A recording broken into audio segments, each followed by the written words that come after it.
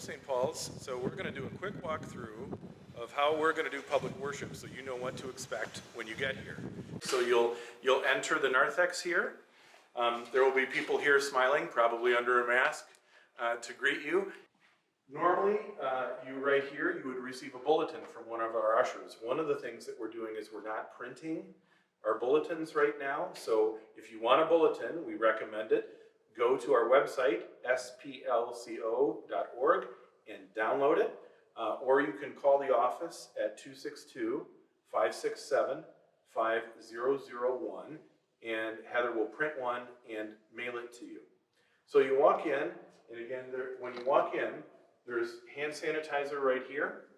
So you'll use that and sanitize your hands.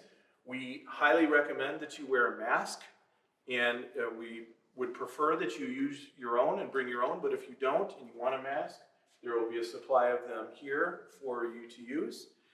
And one of the other things that we're not doing is we're not collecting an offering in terms of passing the plate.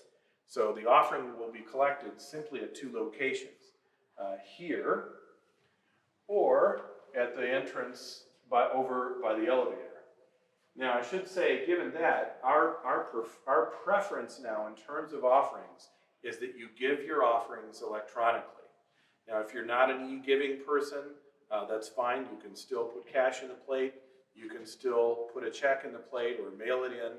But our preference is, and my family has switched after many, many years of doing the other. We now give online. We have it withdrawn from our account. That's best for the church. It's the safest, cleanest way to make that happen. So that is what we recommend, but if you want to write a check or place cash, of course, that's fine.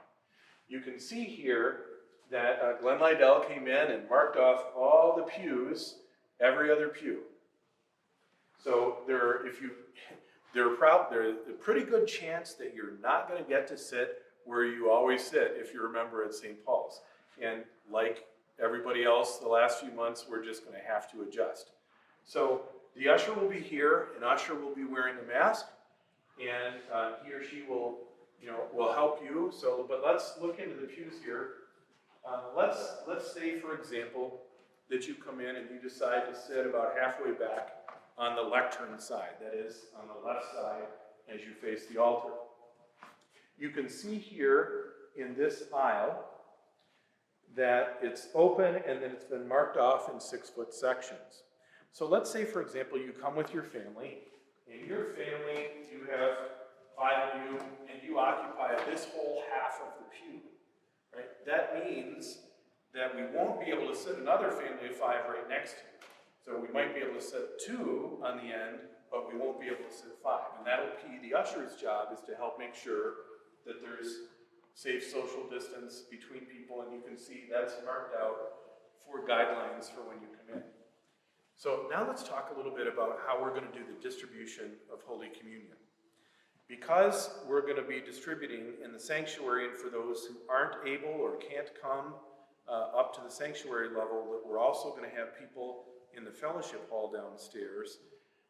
The likelihood is you'll have a pastor distributing it up here and a pastor distributing downstairs in the fellowship hall. So we are only going to distribute during this next phase of the church's life only on the left side or the lectern side.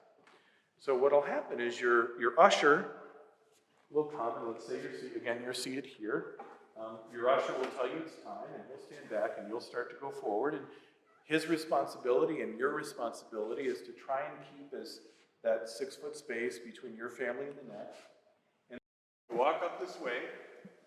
The pastor will be here with the host. So what you do is you'll take a mask, and you don't want to touch the front of your mask, but you lift up from the bottom, from under your chin, and lift it up. You'll receive the host in your hand, okay? So the pastor will drop it there. If he happens to touch your hand, he will have some hand sanitizer and sanitize before the next person. So you receive the host, you lift your mask up, consume, and then come over here. You can see we have a table set up, and we're serving the blood of Christ only by individual cups at this time. So they'll be spread out. These trays will not be full, so that you won't be touching another person's cup.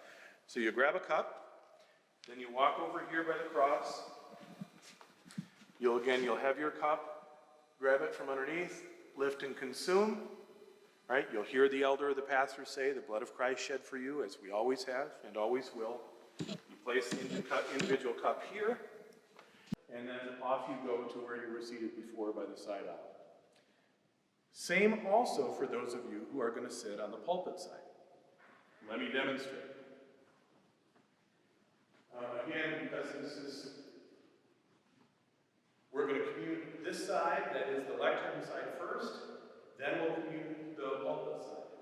So let's say you're seated in this aisle, and you'll come forward, the usher will guide you along the way, and the same as before, you'll come commune from the pastor here like this, right, lift it up, right, then you'll come over here and take your cup, and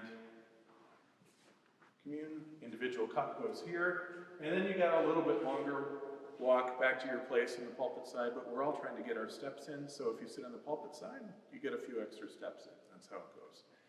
You can also see from this angle, looking up into the balcony, you can see that Glenn has also roped off or taped off areas of the balcony.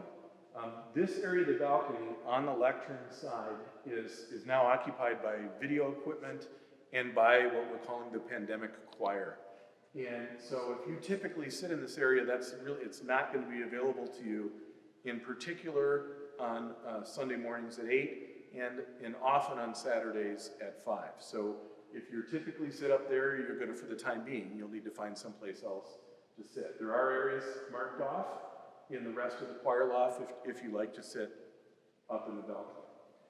So you can see how we've done things, we've laid it out. We've tried to make this as safe as possible, but I also want to remind you that, if you're not comfortable yet, we are going to continue to record these services, and so you can watch at home until you're comfortable to come back out again.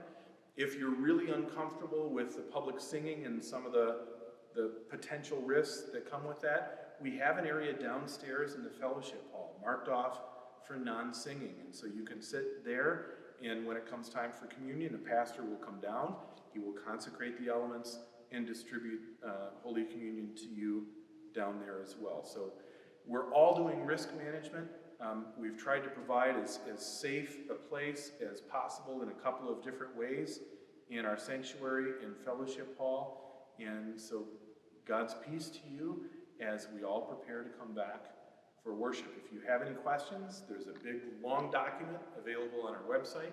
It's also mailed to you in the June epistle, our newsletter, but you could also call the office, and one of the pastors or the secretary will be happy to talk to you and answer as best we can questions that you may have. God bless you.